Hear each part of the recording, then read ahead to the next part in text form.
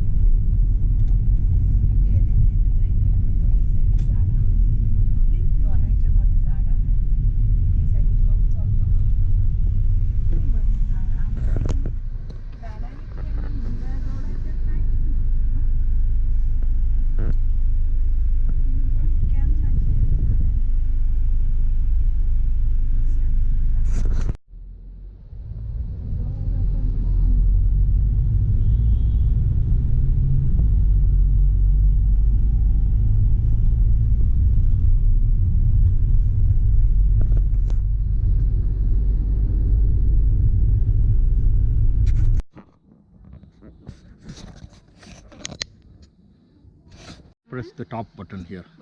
When you see this red, that means it's recording. So you just go like this, go around slowly, like 1 minute videos you make. Okay? Hold on to this. You can turn it off after 1 minute. And slowly. You're moving too fast. People get dizzy looking at your video. How do you zoom in? Now you have to turn it off to zoom in. You explore different ways. Omnia, Morta, we all die. All men must die. Oh! Valar Morghulis. All men must Connie, die. take this. Connie, take this. This is for selfie stick. We don't need anybody. Once the French left, when Napoleon troops left Valencia, because Valencia was occupied by the Napoleonic, by Napoleon. So when they left 200 years ago, they built several parks. So these trees that you're going to see in a few moments are original trees when this park was built. This one here on the left and the ones on the right. When they were planted, they thought they were planting magnolia trees. And it was a mistake actually, because they're not really magnolia trees. They're Moreton Bay fig trees from Australia. And these trees, when they small, they look very similar to magnolias, but they're different families. They have nothing to do with magnolias. And obviously the flowers never showed up, and breaking pipes. Although this is happening, these trees, they cannot be removed from the area since they are protected. There are around 50 trees like that across Valencia in many different parts. They love this type of weather, of course. It's kind of like subtropical weather in Valencia. So it's good for these trees actually.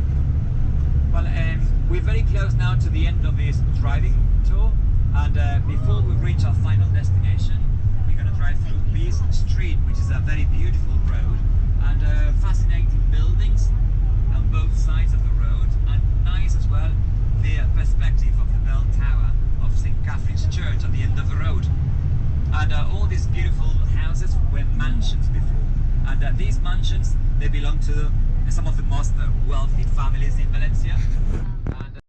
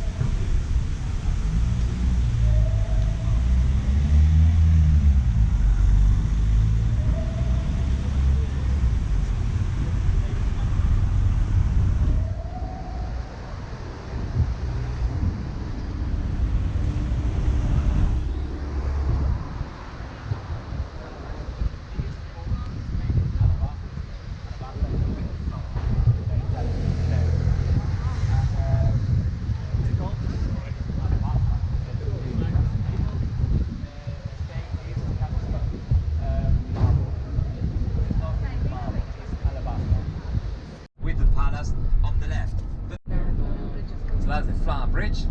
Look how lovely it is, and very unusual as well. Very colourful. And if you notice, the palm trees, they come from right below the river, and they traverse the bridge. So when you are on top of the bridge, you see these palm trees, but you don't imagine this so tall.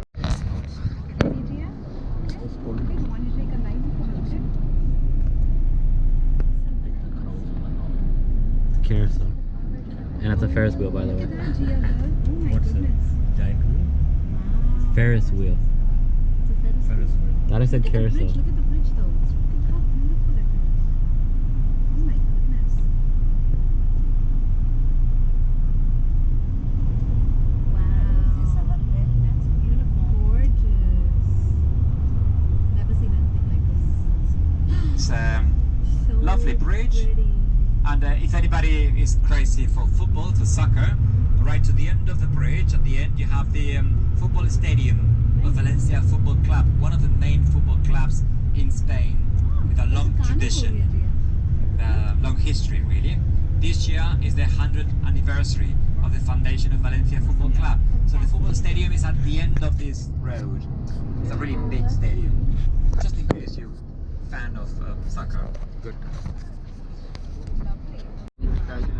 And with the water ponds and so on, so it's actually very nice. So I'm going to show you on the map in just a little bit the road that we're going to take today, and then I'll go ahead and do this very quickly. I'm going to give you the list of optional excursions for this tour. I'm going to ask you please to return them to me before we arrive in Granada, okay?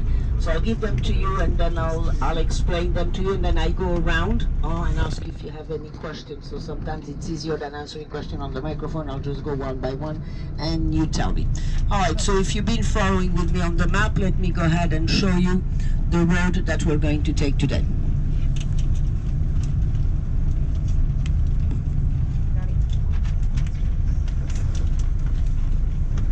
So basically, if you see Valencia right there on the map, just continue down until you hit the blue line, okay?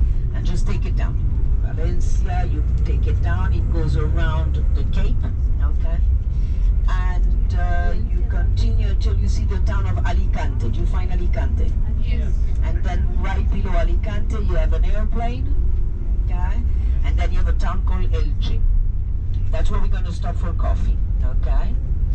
Then from Elche we continue now inland. So you go Elche, above Elche there's a blue line. You're going to take it until you see the town of Murcia. Do you find the town of Murcia? Yeah. Okay, so next to Murcia you have a little square. Go to the left of the square, you're going to find a town called Alcantarilla. Yes? Yes. So that line, take it down, you're going to find another town. So the coast of the orange blossom. And once we enter in the province of Alicante, we're going to enter what is known as La Costa Blanca, so the white coast.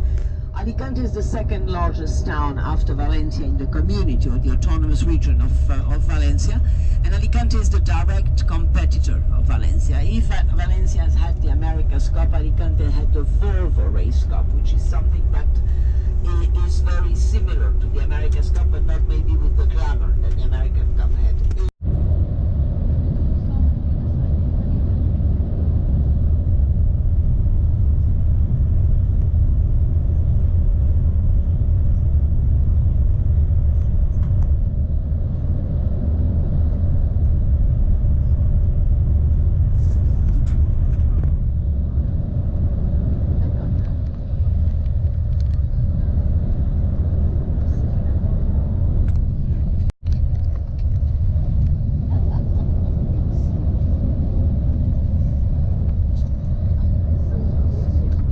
I'm sorry, I was muting my phone because otherwise, emails after emails, it makes a lot of noise. So here we are.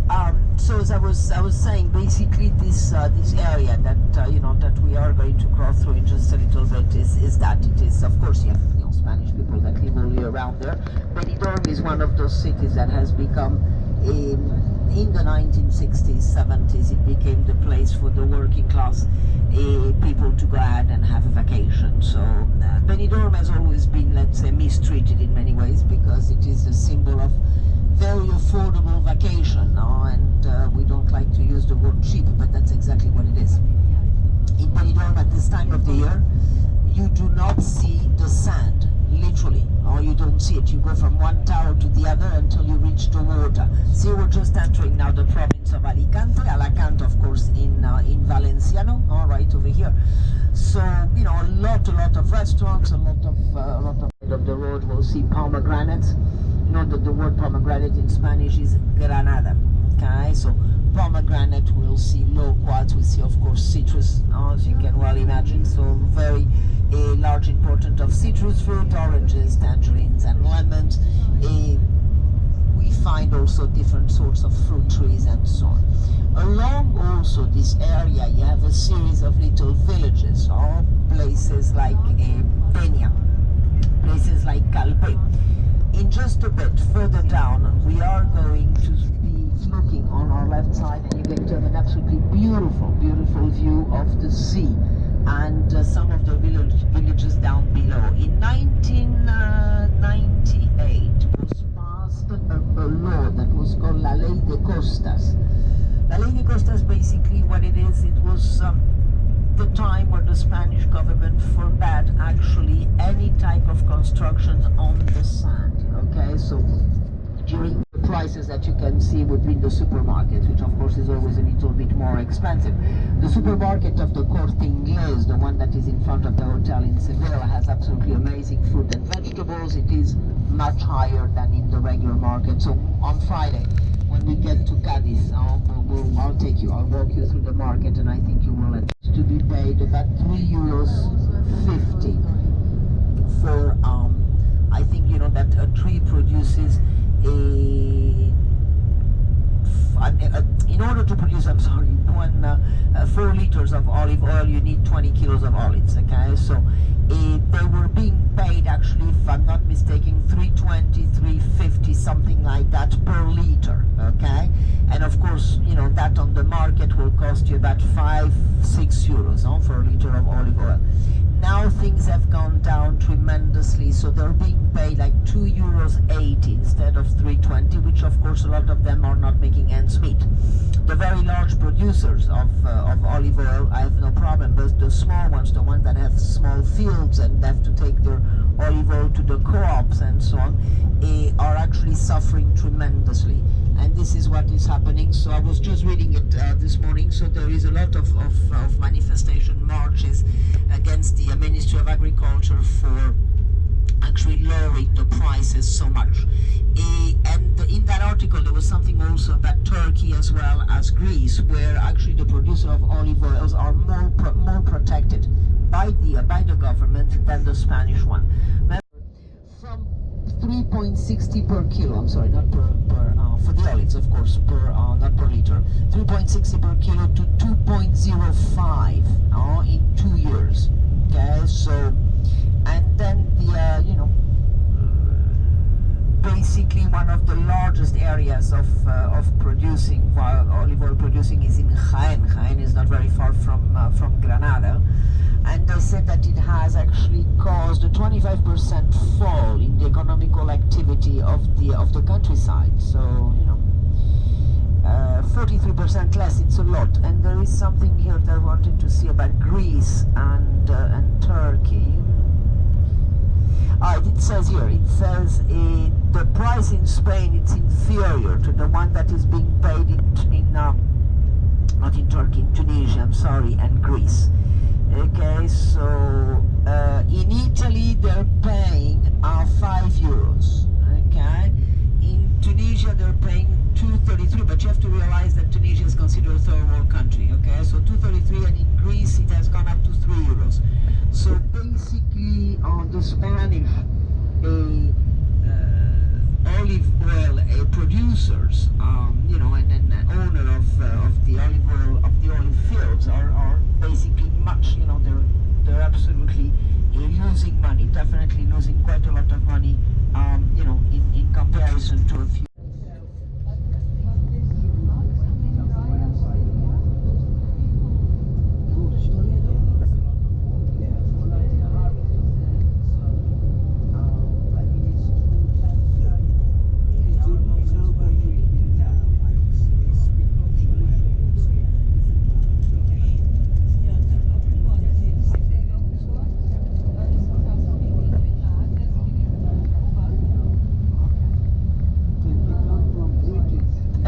So we're coming now just a little bit further down between these two rocks over there. We're going to see on our left side what is known as El Peñón d'Isfac. I'm sorry, I couldn't find the word. Peñón means actually peña is a little rock, peñón is a big rock. So for example, when we talk about the Rock of Gibraltar, look, here we go. Oh, look at this. So that's it. Oh, isn't that lovely? And look, do you see all these big buildings ahead of you? That is Benidorm. Okay, so what I was telling you, they have overbuilt, it's absolutely horrendous. But the little villages along here, down by the water there, those are very pretty. This is the villages of Altea. Altea is up in the mountain, and it has this countryside, of course, down by the waterfront. And then the little towns of Calpe, or Calpe in Valenciano. So these are some of the busiest places, of course, in the summer months, but these are also busy because of being retirement communities in the winter, and they have this type of weather, of course not as warm. They have this type of weather, almost throughout the year. Lots and lots of sunshine. So you have lovely, actually, homes up there as well. A lot of people have moved to the mountain south to be a bit away from, from the water. You have to realize that in the traditional villages, usually the old part of the villages along this coastal area are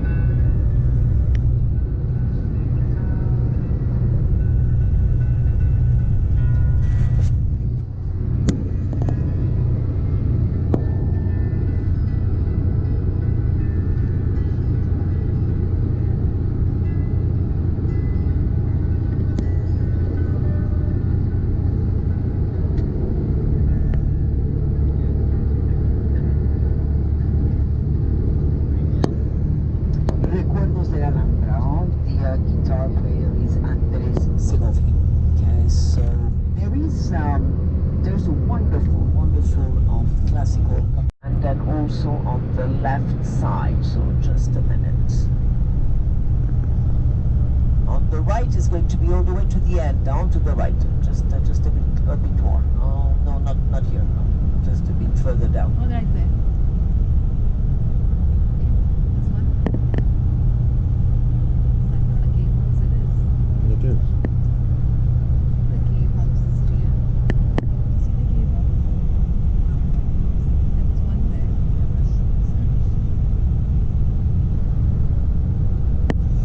There is a lot of people on these houses could remind them of the ones in Cappadocia, in Turkey, okay? But it's the same idea, but different, let's say, styles of construction. No, not yet. I'll show you in a minute. Okay, so where the trees are, you don't see them very well, but these are actually tourist apartments. They have been turned into into apartments. So look now. Start looking here to your right in just a second. Okay. Right there with the chimneys, literally inside of the wall. Okay, inside of the mountains. You can see there a couple of chimneys as well. Look over here. Look all the way to the back. Do you see them? Yeah. Okay, we're going to go very, very slowly, as we can. Okay, here we are. All right. We're going to see another one here ahead of us. Look here on your left. Do you see that reddish one? Right there. So this one, of course, is very big and very luxurious because it looks like the guy has added a swimming pool and everything. But this is the idea. So the only source of light that they have is literally the windows and the doors. Absolutely nothing else. Okay. So let me show you then a few more. Okay.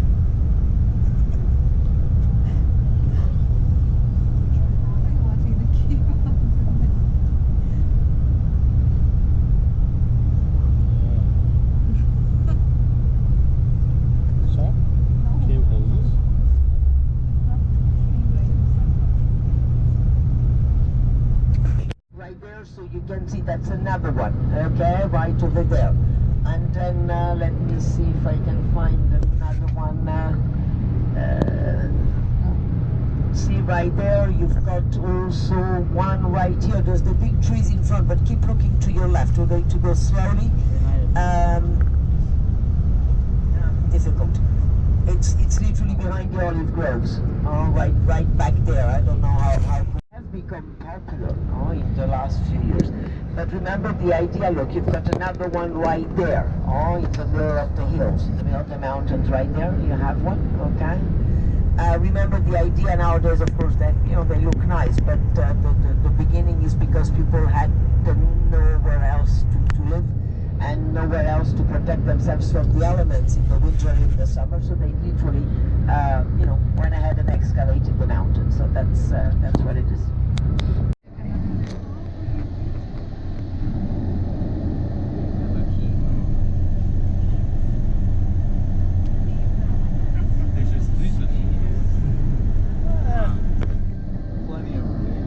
it was a one way.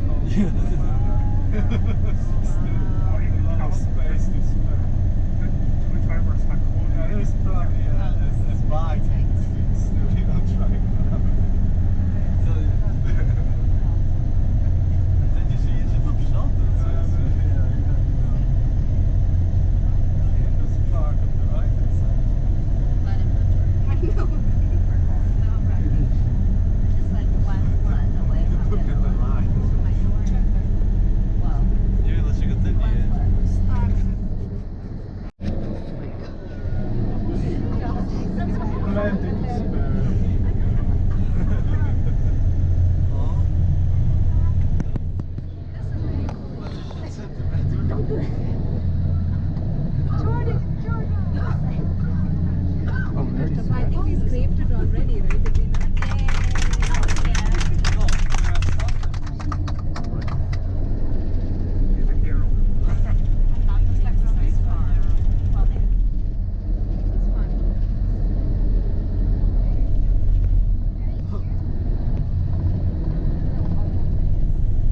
Not yet. Yeah.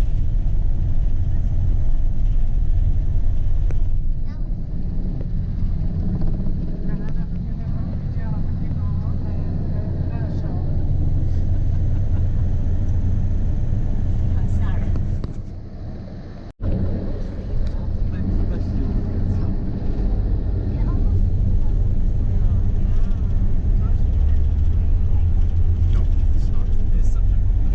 Texting.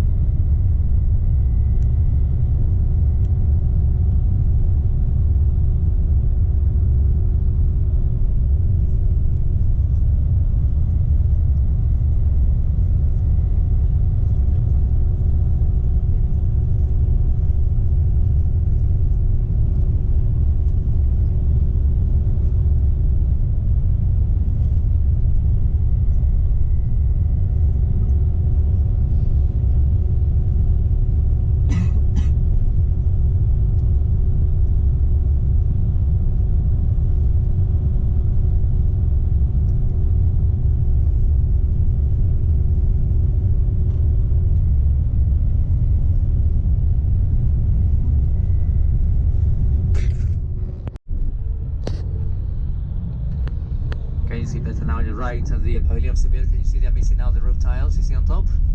And they are especially working inside of this building. And the next building that we're going to see was restored last year, and it has very nice balconies. The pavilion of Peru. Look, the present consulate of Peru in Seville. Look at the balconies. You see the balconies on your right? And then also on your right, and painted in white, the pavilion of the United States of America. By the river, the monument to the expedition of Magellan. Look at that. Yes, on the left. The monument to that expedition that sailed around the world for the first time, departing from here, sailing from here, and arriving back again at the port of Seville. Can you read on your left on the monument? Can you read there? Juan Sebastián Seville. You know, in front of the right, what you see on the right is one of the entrances of the port. Now they're working here, and we get to see another entrance in a moment. Reminder, this is the only inland port of Spain. And on the other bank of the river, behind those blocks of apartments you can see on the other bank of the river, is taking place on April, the most important flamenco festival of the country. It's called the April Fair, La Feria de Abril. And I have to tell you something really special, that during the flamenco festivals in Andalusia, the south of Spain, all the ladies are dressed up with the flamenco costumes. And it's a very nice horses and carriages parade that we call Paseo de Caballos. So it's something really spectacular. With difference, the most important spring festival, nice architecture used in 1929. And also in front of the left and painted in yellow, as you will read in a moment, the pavilion of Brazil that now belongs to the university. And in front of it, now on your right, look at the pavilion of Colombia. This is one of my favorite ones on your right. It's the present consulate of Colombia in Seville, and we can see this building again in a moment.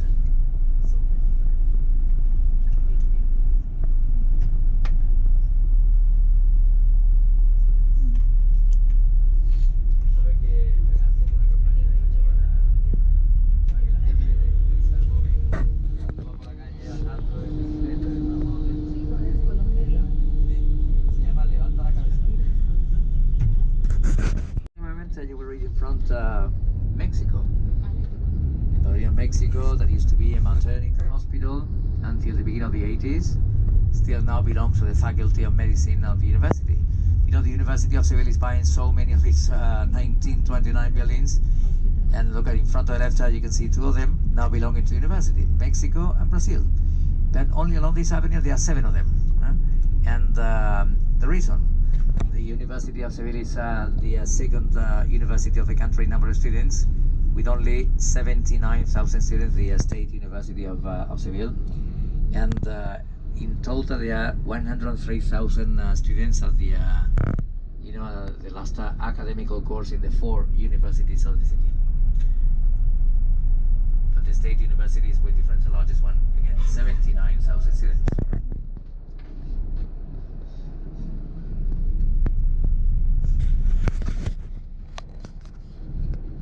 Building here in the park, this Colombia Pavilion. Look at that, very nice building. So nice main gate of this Colombia Pavilion, the present consulate of Colombia in Seville. And then look, we are reaching now the American Square, Plaza de America, that was also opened for the fair in 1929. And I have to tell you that this Plaza de America, the American Square, was also built, the 3 buildings you can find here were also built by the same architect, Aníbal González, same architect of the Plaza de España, Spanish Square. He was the main architect or the staff of architects of the fair in 1929. Look, I have to show you something funny about the citrus trees. Perhaps some of you know. Do you know that they never stop fruiting?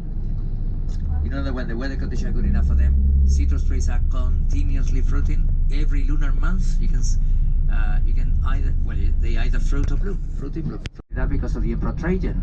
Trajan, remind you, was born here in Seville, and he was called in Latin Trajanus. Because of him, the area was called Trajana, and now Triana. Look at that.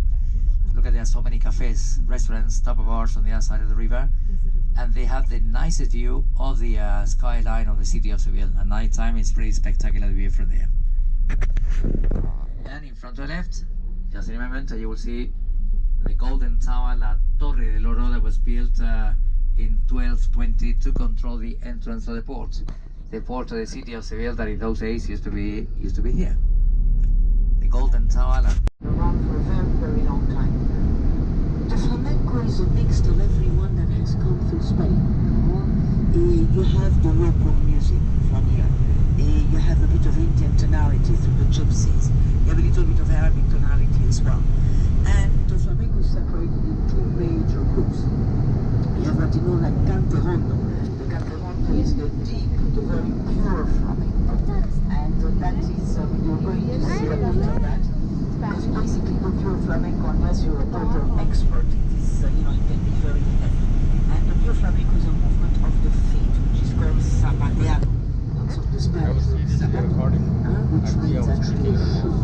And then you have what is known as Clásico Español. Clásico Español is basically classical Spanish music adapted to the flamenco. And most of the music comes from a very particular style of opera called the zarzuela. They have a big to do in that place. With the show, you are entitled to a drink. So if you'd like, I don't know, sangria, like a soft drink, a glass of champagne, which is cava in Spanish, red wine, white wine, juice, things like that. Okay, so they don't do mixed drinks. That's the only thing they won't do. And so we will be there in just a little bit. Once we get out of the coach, like I said, we have to cross the street. It's a little bit warm, but it's just a couple of minute walk. It's not that far. And we should be there with enough time. Once we come on the other side of the street, you'll have the brewery in front of you. And you will see that in front of the brewery, there's a woman on horseback, a statue of a woman on horseback. She is Maria de las Mercedes of Bourbon and Orléans. She's the grandmother of the actual King of Spain. Maria de las Mercedes was born in Madrid, but she was raised in Seville. And she was a woman that was very fond of bullfighting, dancing, flamenco, and things like that. The bullring of Seville was built by an association of basically landowners, which is known as los Caballeros de la Real Maestranza. And she was part.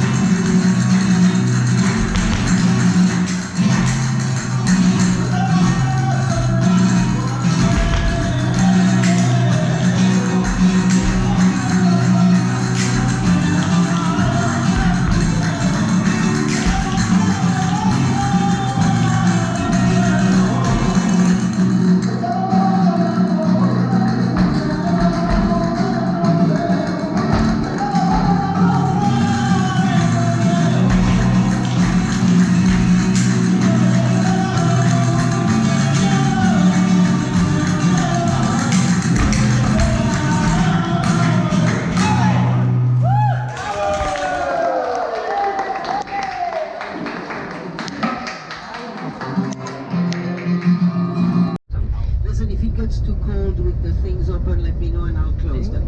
Okay? Are we alright still with that or not? Hello? No? Yes? Do you want me to close them?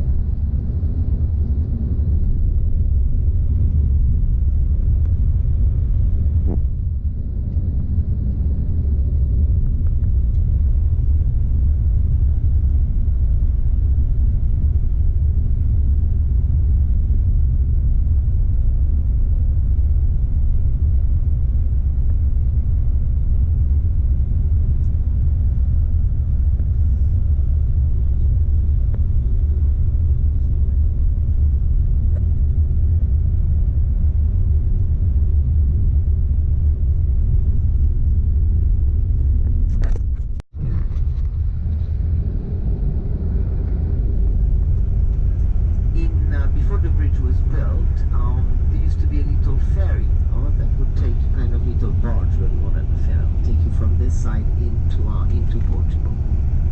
The bridge was built in 1991.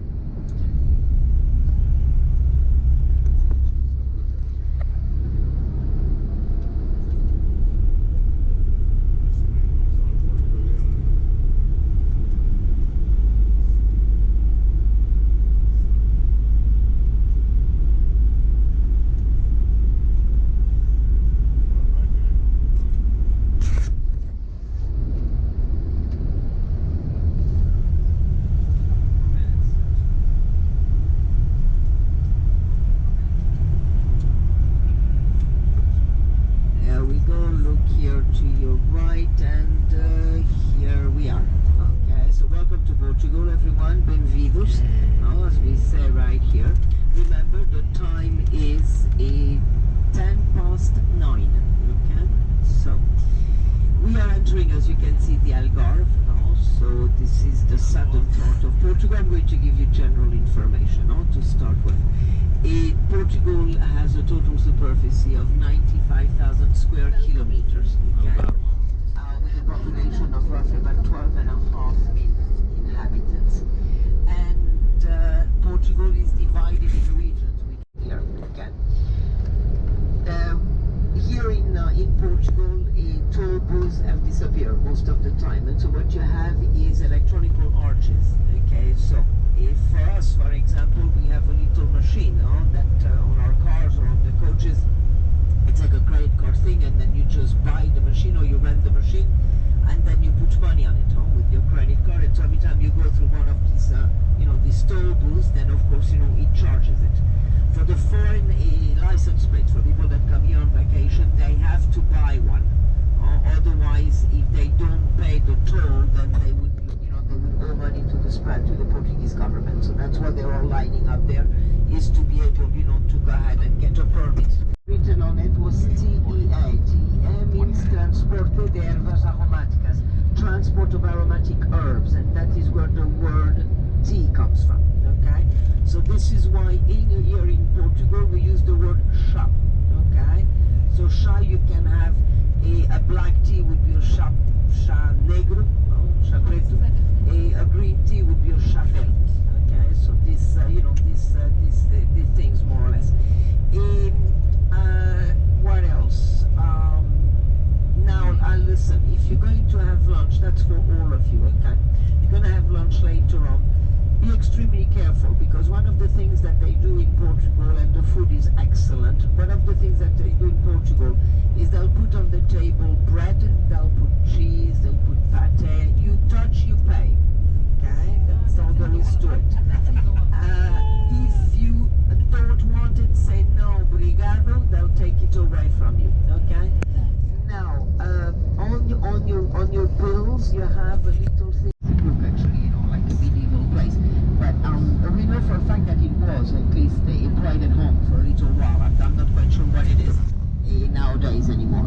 And I know it was for sale because there was a huge sign. I don't see it anymore. They might have sold it or not decided not to. So, but Fat sardines, grilled sardines, mackerel, sea bass, shrimp as well, everything. So, but in most of the restaurants, fish is grilled, okay? Then you also have steamed fish, but it's for the... Oh yeah, okay, so just grilled fish, and you can have like soup, salad. There is two very particular ones: tuna salad and fish egg salad. It's different. Normally we use the egg, and the eggs are this big. They are boiled and then prepared in potatoes with vegetables, olive oil, vinegar, a little bit of everything. So most of the restaurants, that's my intention. Most of the restaurants, they will have these light meals as well, because this is the season. Now concerning, there is also a very famous dish here in the Algarve that is called chicken piri piri. Basically, it's a grilled chicken with a hot, spicy sauce. And, well, normally they bring to the table a little, like a little bottle with something spicy and reddish. So if you want to add more and more, so it's up to you. I will give you all the indications for the Portuguese restaurants, for the Italian, for the Chinese. And it is a little plate with olives, with cheese, with butter and sardine pate and olives. So it's not for free.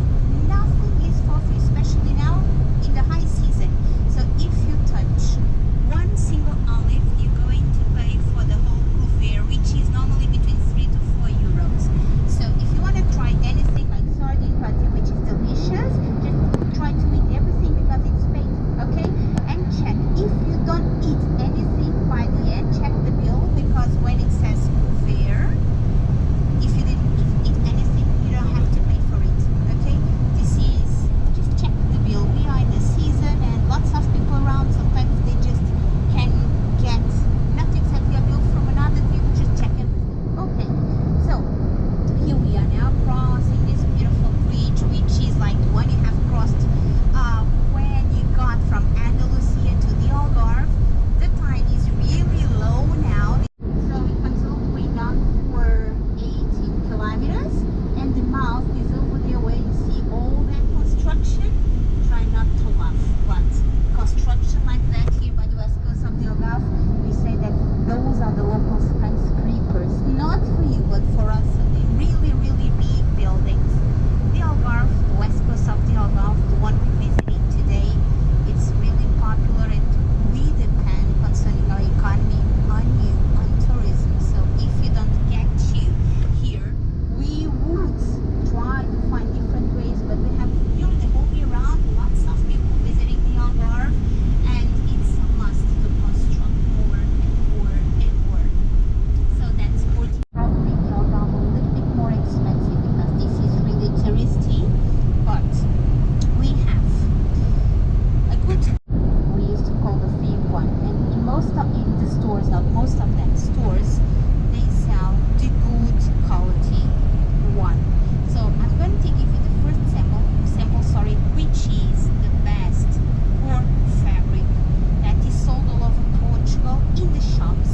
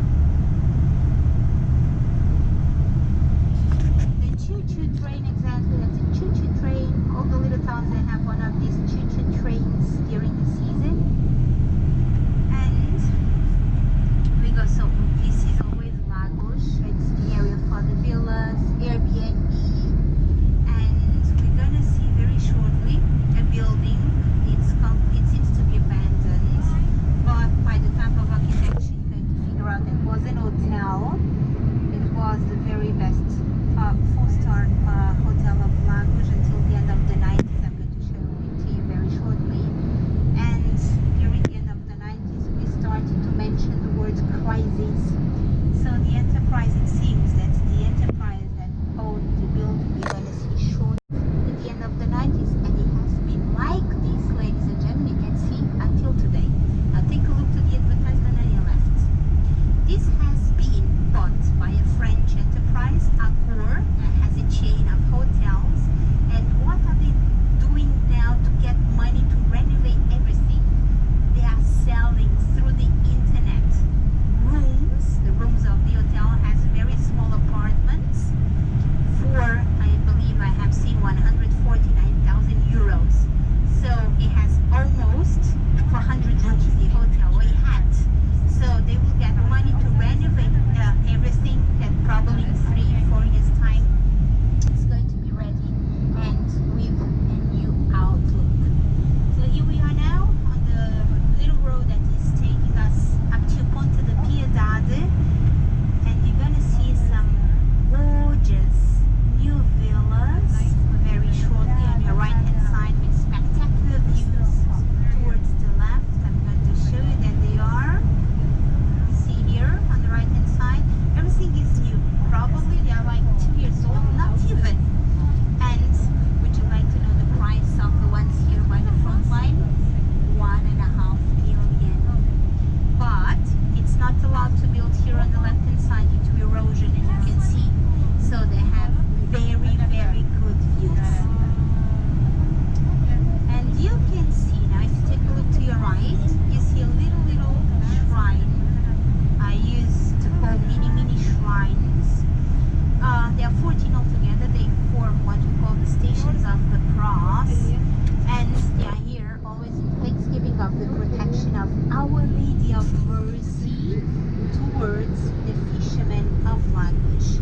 Every Good Friday there is a procession from the historical center here to the last little.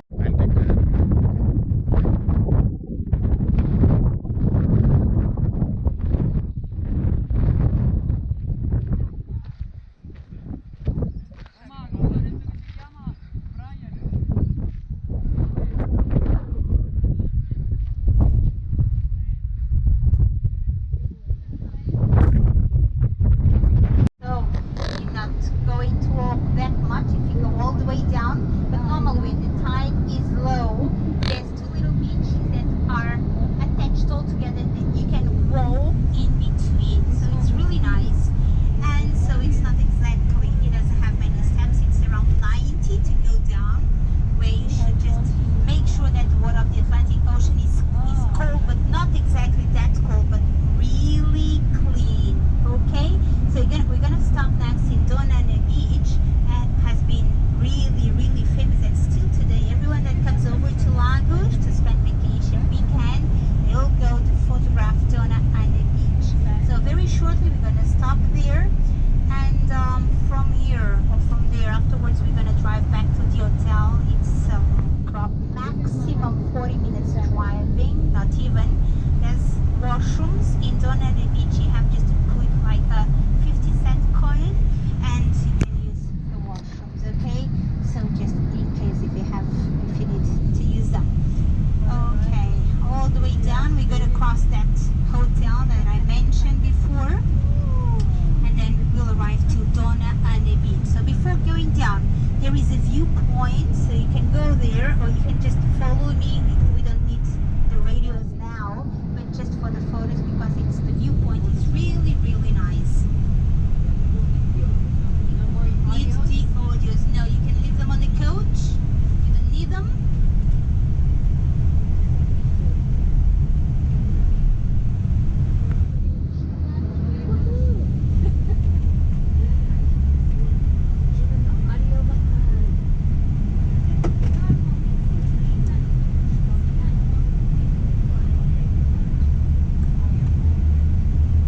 So here is the end of the street. There's the beach. Let's see how far we can go down with the coach. Is that okay? Okay. 35.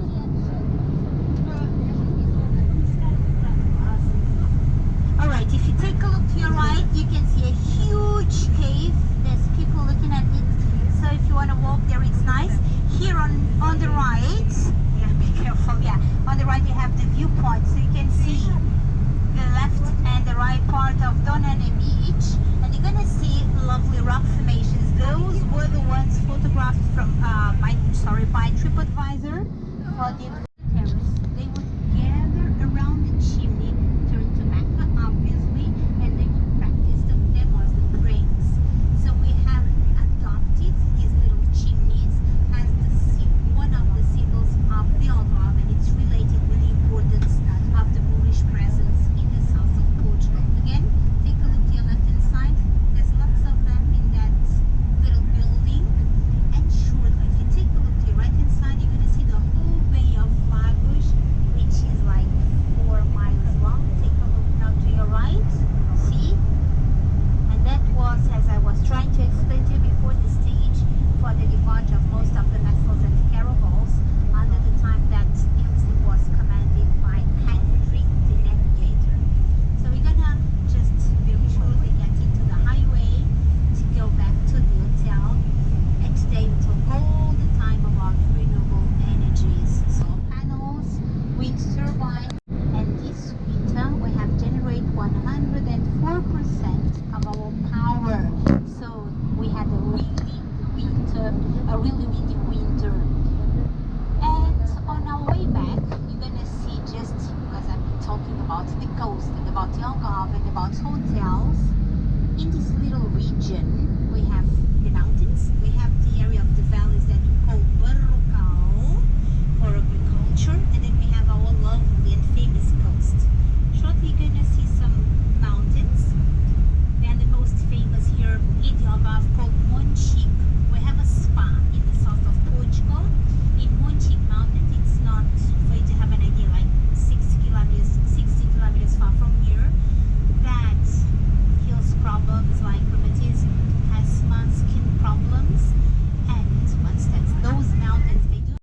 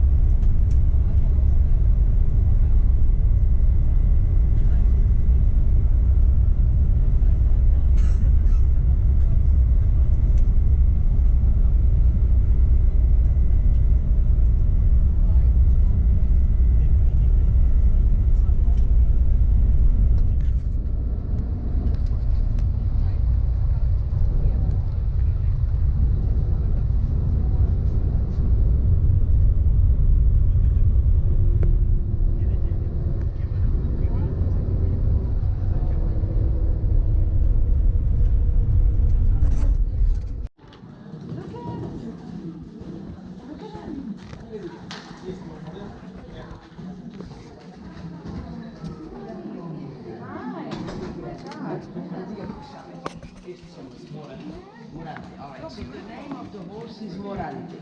Okay. He's 3 years old.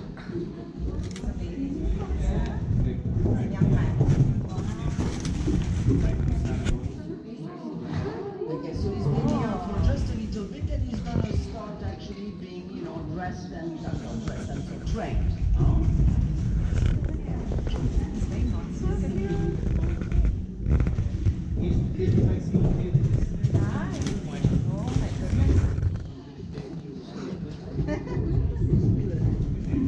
So the core of the horse is the one that is going to be mainly interrupting the life.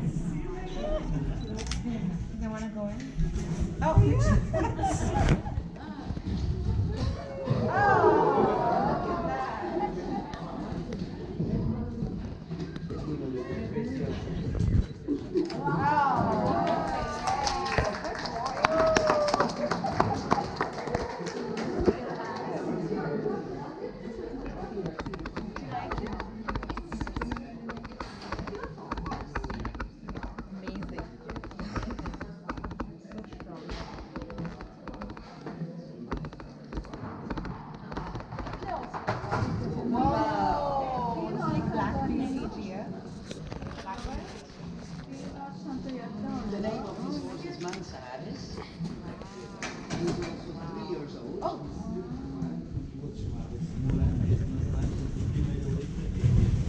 Okay.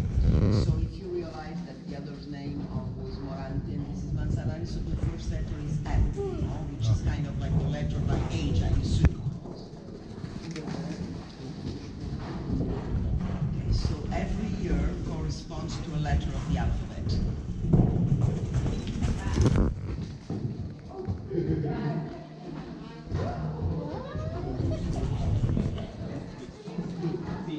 P. So yeah. Exactly. The ones that are born this year are letter P.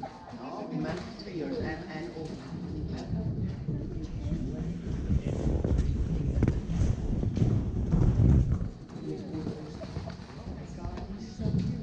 So beautiful here. Black beauty, yeah, just like black beauty. What?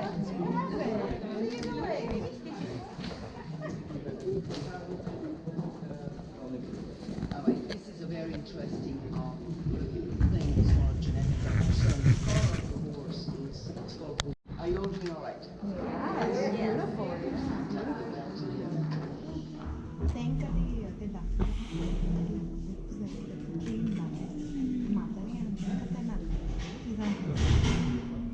I'll get some more water. Are you feeling all right, Sheila? She be found medicine. Oh, I she- don't know. somebody gave you. Actually, where'd you get it from? Yeah, I know there. Okay, how is Spencer doing, by the way? I'll get Spencer's okay. Yes. Is Spencer okay? He took some medicine. Okay. We're all He's there, yeah. Everybody's got the same thing. Sitting right here. Oh, is he back there? Yeah.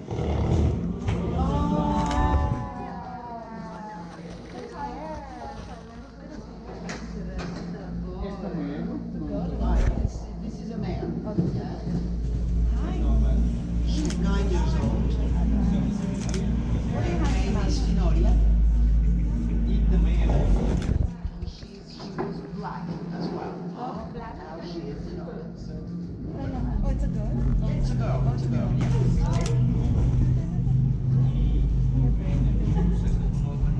Yeah. Yeah. Of course, at the age of 9, you can see she's much, much, much lighter in color than the other one. So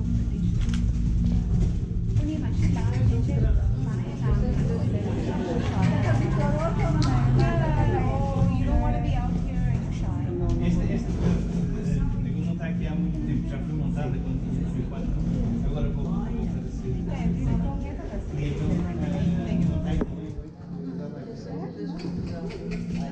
The thing is that she was, she was trained and so on when she was like 4 years old, and then she's just come back, and so she's not very familiar with the area. That's why she's directing herself always to the door. And Yeah. I wanted to go back in.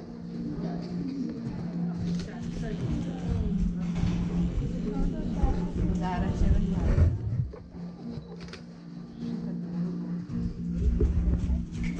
Yeah, she keeps going.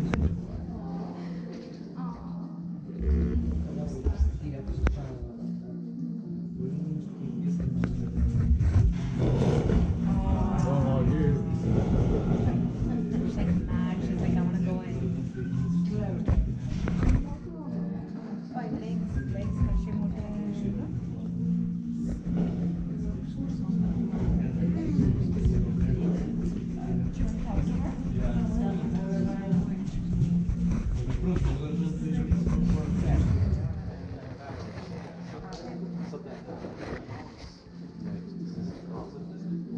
No, it is, I guess. O barulho que está fazendo. No, it's yeah. The question was, I'm sorry, is the noise that they make a good thing? I guess it is, yes. Before we go, if you want to come down after we finish and take pictures, because I think the next one that's coming up, I think is the one that is mounted by a gentleman, right, by a gentleman by Tiago. And so in this case, you can go down and take pictures. Okay, so let's see what is that.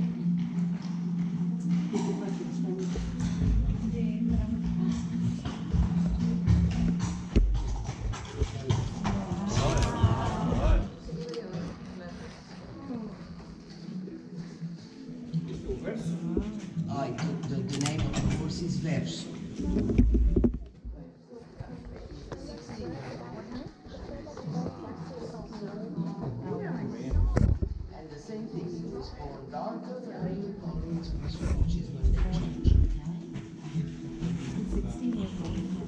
This one is completely white, as you can see.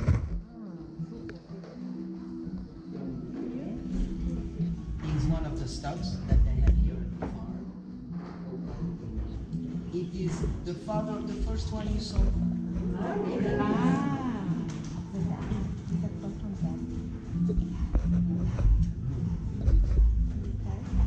What's the age span? What's the age span? The age span? But 25 years, I think, normally they can live until then.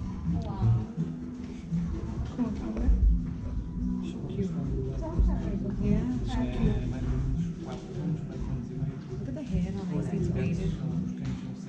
Is it braided So, or not? one of their years is 4.5 hours. Oh, it's braided there. Ivory braid, it's like a French braid. You see the hair?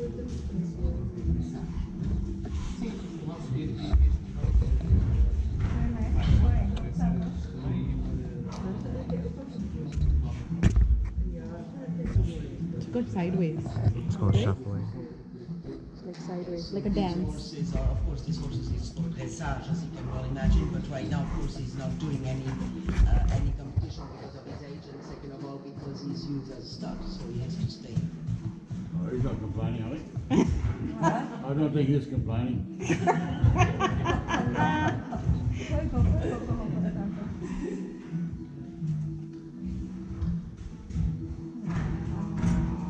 Cute.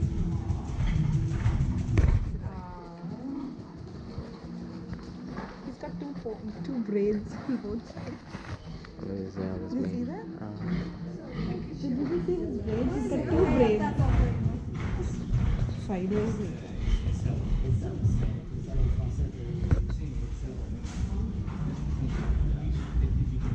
Look at he's wearing those pant protectors or whatever they call them. Cowboys wear it. Also, the saddle, everything, which is the top of the horse, this is from Portugal. The shape of the saddle, the piece of kind of.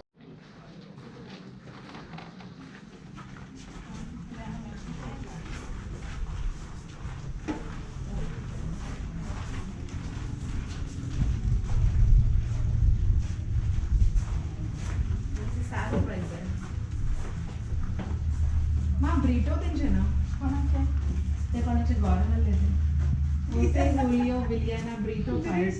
Nana's maiden name. Joshua. We are Britos. Like Nana's maiden name. Breakfast or something? No, I don't think I had breakfast. It was yesterday night's meal because No, that it was the happened- only meal we had there.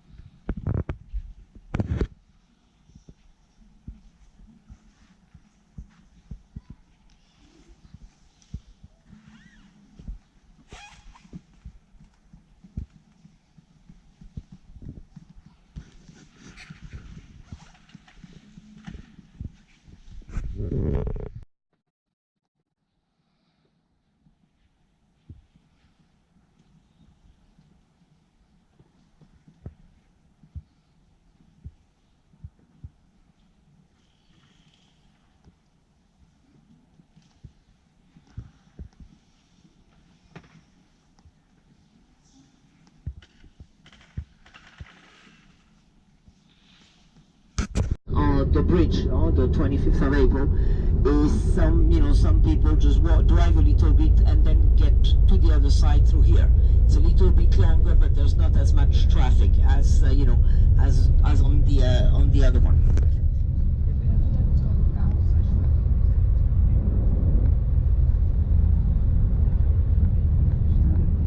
Is the temperature okay on the coach, or is it cold?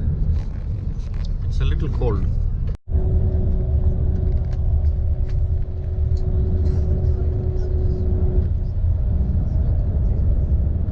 All right, everyone, we are entering the part of another region that is called, just a little bit further, the main big town, which is Leiria. And Leiria depended in turn from Covalaria, which is a very, very large town. Nowadays it is not so much. Source of income in those days, well, a bit of cattle, a little bit of agriculture, and that is it. And so in Fatima live two families amongst, a few other ones. One has two children, a little boy by the name of Francisco, which is maybe 9 years old, 8, 9, and a little girl by the name of Jacinta. And then the other family, they're probably related. We think they might have been. He was giving lessons in writing and reading to the women of the village, in spite of the fact that the husbands were not so happy about it. He was trying to help the children as much as possible, not only to understand the scripture, but also to open up a little bit their minds to other things. Cloudy and weird.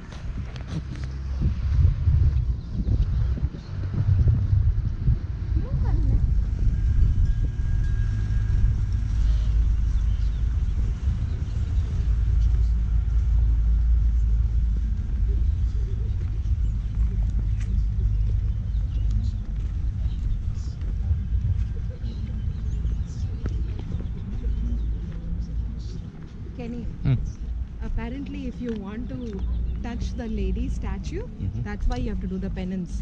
Only then they'll let you touch.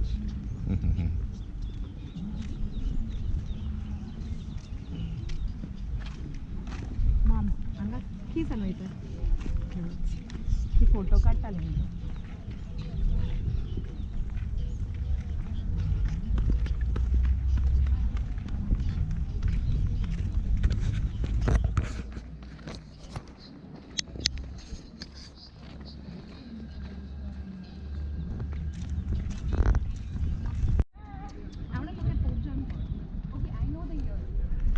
Ah. 1970, right? Yeah, 1912 I thought. Mr. Menezes asked me. 1917? Ah.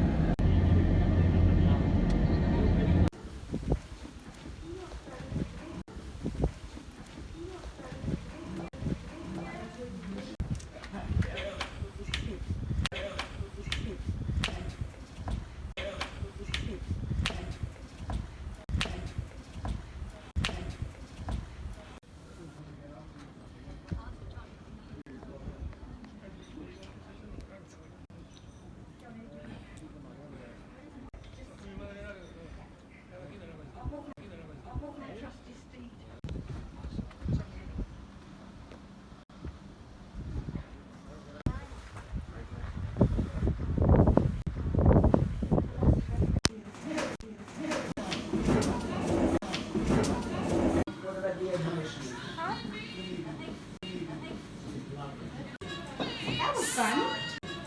That was fun.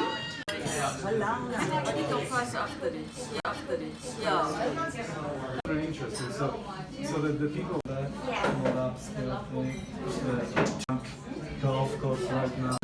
Separate, I guess they didn't get the zip. I guess they didn't get the zip belts. hikers.